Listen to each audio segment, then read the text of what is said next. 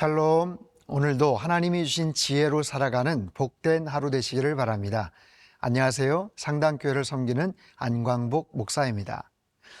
솔로몬은 역사상 가장 지혜로웠던 왕입니다. 그에게 그런 지혜를 주신 분은 하나님이시죠. 잠언서 2장 6절 7절에 이런 말씀이 있어요. 대저 여호와는 지혜를 주시며 지식과 명철을 그 입에서 내시며 그는 정직한 자를 위하여 완전한 지혜를 예비하시며 행실이 온전한 자에게 방패가 되시나니. 아멘이죠. 창조주요 주권자 되시는 하나님의 가장 완전한 지혜를 하나님께서 우리에게 주십니다. 정직한 자에게, 또한 그 지혜를 사모하는 자에게 주시지요. 자, 솔로몬이 어떻게 그런 지혜를 얻는지 잘 눈여겨보십시오. 그리고 같은 지혜를 갈망하시고 누리시는 그런 복된 삶이 되시기를 축복합니다. 오늘 말씀 열왕기상 3장 1절에서 15절까지의 말씀입니다. 열왕기상 3장 1절에서 15절 말씀입니다. 솔로몬이 애굽의 왕 바로와 더불어 혼인관계를 맺어 그의 딸을 맞이하고 다윗성에 데려다가 두고 자기의 왕궁과 여호와의 성전과 예루살렘 주위의 성의 공사가 끝나기를 기다리니라. 그때까지 여호와의 이름을 위하여 성전을 아직 건축하지 아니하였으므로 백성들이 산당에서 제사하며 솔로몬이 여호와를 사랑하고 그의 아버지 다윗의 법도를 행하였으나 산당에서 제사하며 분향하더라. 이에 왕이 제사하러 기브온으로 가니 거기는 산당이 큼이라. 솔로몬이 그 제단에 1000번제를 드렸더니 기브온에서 밤에 여호와께서 솔로몬의 꿈에 나타나시니라. 하나님이 이르시되 내가 네게 무엇을 줄까 너는 구하라.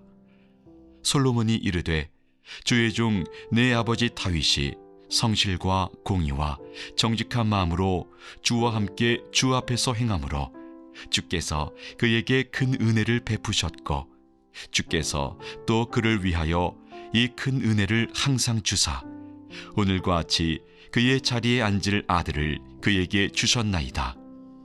나의 하나님 여호와여, 주께서 종으로 종의 아버지 다윗을 대신하여 왕이 되게 하셨사오나 종은 작은 아이라 출입할 줄을 알지 못하고 주께서 택하신 백성 가운데 있나이다. 그들은 큰 백성이라 수요가 많아서 셀 수도 없고 기록할 수도 없사오니 누가 주의 이 많은 백성을 재판할 수 있사오리까? 듣는 마음을 종에게 주사 주의 백성을 재판하여 선악을 분별하게 하옵소서. 솔로몬이 이것을 구하매 그 말씀이 주의 마음에 든지라. 이에 하나님이 그에게 이르시되 네가 이것을 구하도다. 자기를 위하여 장수하기를 구하지 아니하며 부도 구하지 아니하며 자기 원수의 생명을 멸하기도 구하지 아니하고 오직 송사를 듣고 분별하는 지혜를 구하였으니 내가 네 말대로 하여 네게 지혜롭고 총명한 마음을 주노니 네 앞에도 너와 같은 자가 없었거니와 네 뒤에도 너와 같은 자가 일어남이 없으리라. 내가 또 네가 구하지 아니한 부귀와 영광도 네게 주노니 네 평생의 왕들 중에 너와 같은 자가 없을 것이라. 네가 만일 내 아버지 다윗이 행함같이 내 길로 행하며 내 법도와 명령을 지키면 내가 또 내 날을 길게 하리라. 솔로몬이 깨어보니 꿈이더라. 이에 예루살렘에 이르러 여호와의 언약궤 앞에 서서 번제와 감사의 제물을 드리고 모든 신하들을 위하여 잔치하였더라. 솔로몬은 정적들을 제거한 이후에 본격적으로 왕권을 강화하기 위한 조치들을 취합니다. 1절을 보면요, 솔로몬이 애굽의 왕 바로와 더불어 혼인관계를 맺어 그의 딸을 맞이하고, 자, 솔로몬과 이스라엘의 높아진 위상을 볼 수가 있죠. 이집트는요, 그 애굽 제국은 이스라엘 주변에 정말 강대국이었어요. 이스라엘과는 비교가 안 되는 영토와 국력을 그런 지녔던 제국 이집트와 동맹을 맺습니다. 그리고 바로의 딸을 아내로 맞았다는 것은 왕이 된 솔로몬에게는 큰 자랑거리요 거부할 수 없는 유혹이었겠죠. 3절을 보면요. 솔로몬이 여호와를 사랑하고 그의 아버지 다윗의 법도를 행하였으나 산당에서 제사하며 분향하더라. 다윗의 법도를 따라 살았어요. 여호와를 사랑했죠. 잘한 일이죠. 그러나 산당에서 제사하며 분향했다. 아직 성전을 짓기 전이기에 어쩔 수 없다고 보여집니다. 성막의 일부를 보관하기도 하고 언약궤가 따로 보관되어 있던 나름 영적 센터와도 같은 산당들이 몇 군데 있었죠. 기브온에 있던 산당에서 결국 큰 제사를 드리지 않습니까? 하지만 본문에서는 어쨌든 그러나 이 부정 접속사가 뭔가를 암시하고 있어요. 향후 어떤 모습으로 솔로몬의 인생, 그 왕적에 좀 부정적인 영향을 끼칠 것을 우리에게 하나의 복선처럼 암시하고 있는 내용이죠.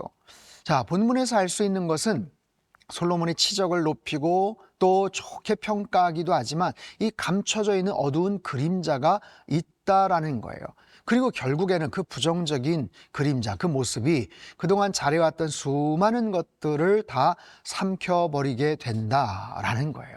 자, 그래서 중요한 것은 오늘 나의 현재를 보며 우리가 교만할 이유도 절망할 필요도 없다는 겁니다. 중요한 것은 내 인생의 그래프가 어디를 향하고 있는지를 봐야 됩니다. 내 인생의 그래프가 상승 곡선인가 아니면 하강 곡선인가, 위치가 어디에 있는지도 중요하지만 그보다 더 중요한 것은 방향입니다.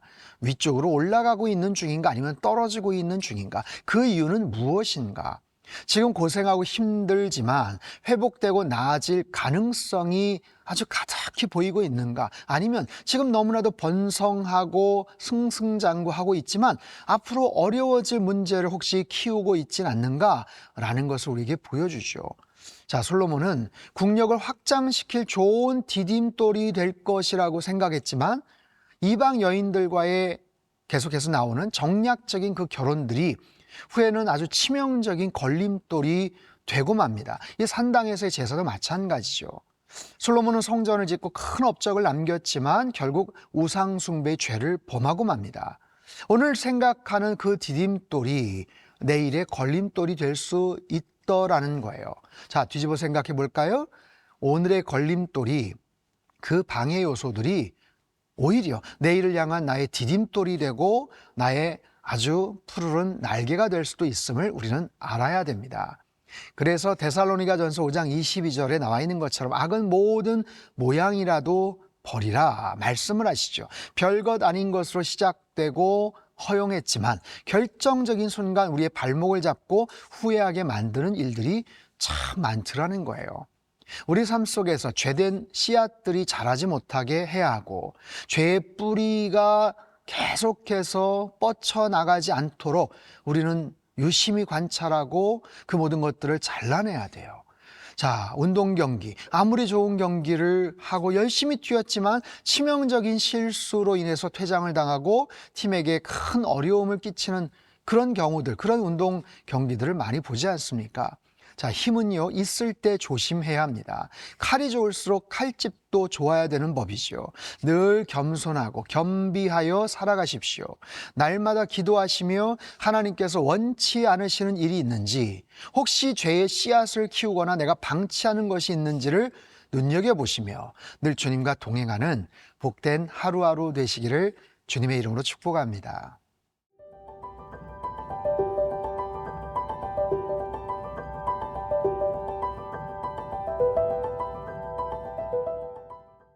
솔로몬의 출발은 아주 좋았습니다. 먼저 솔로몬은 하나님께 1000번제를 드리죠.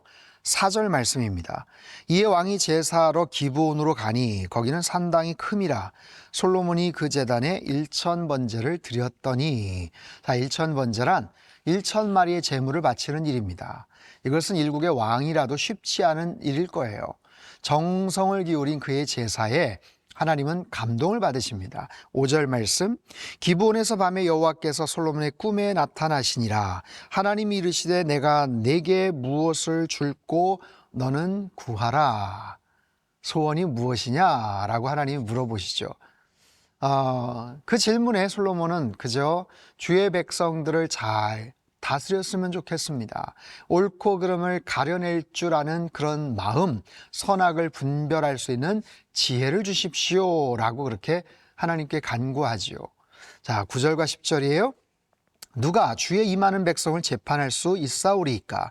듣는 마음을 종에게 주사 주의 백성을 재판하여 선악을 분별하게 하옵소서. 솔로몬이 이것을 구하매 그 말씀이 주의 마음에 든지라. 자, 하나님은 두 번째 또 한 번 감동을 받으세요. 그래서 그가 구하지 않은 것까지도 주시겠다고 하십니다. 먼저 그의 나라와 의를 구하라. 그리하면 이 모든 것을 너에게 더하시리라.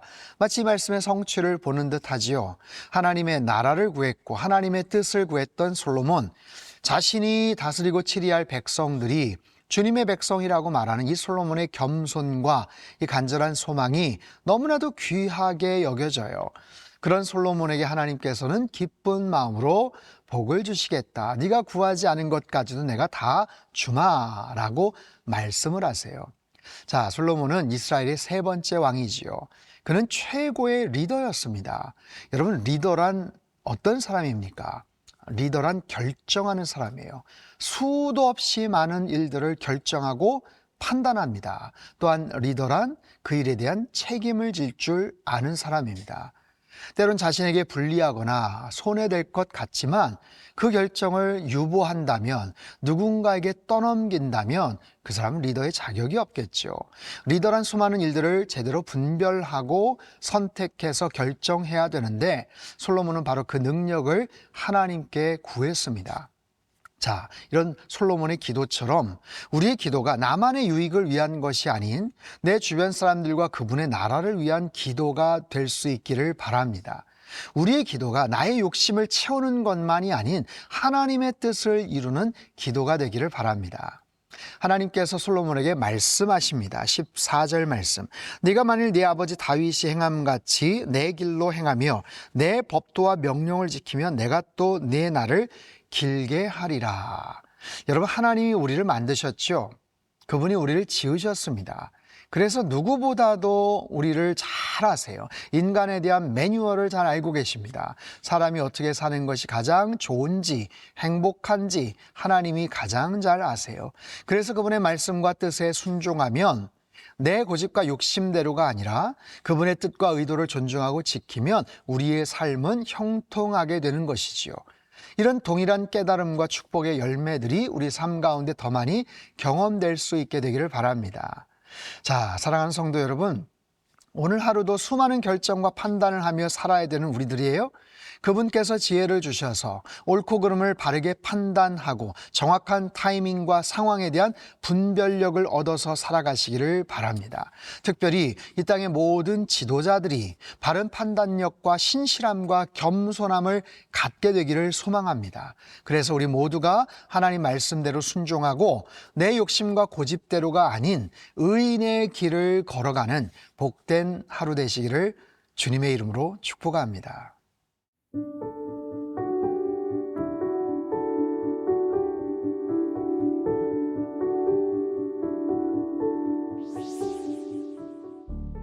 지혜의 근본이신 여호와 하나님, 우리 삶을 향하신 하나님의 뜻을 분별하게 하시고 그리고 하나님의 뜻대로 살아낼 힘을 허락하여 주옵소서.